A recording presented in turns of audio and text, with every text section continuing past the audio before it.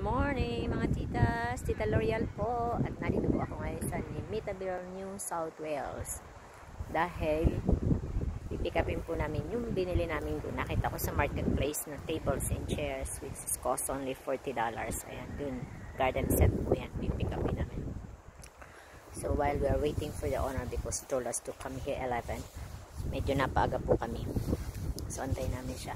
Malamig, mainit siya pero malamig mga tita, malamig po siya, malamig ang simoy ng hangin. So andun po ang aking si biker, andun sa loob ng sasakyan, nilalamig yata, pumasok siya dun sa aming sasakyan. Grabe tahimik dito mga titas, walang tao, kami lang dalawa yata dito, no people here, it's just me and him. At yung dinaanan namin, super grabe, napaka puro mga farm wilderness talaga, sus Mariones. Anyway, this is my life now.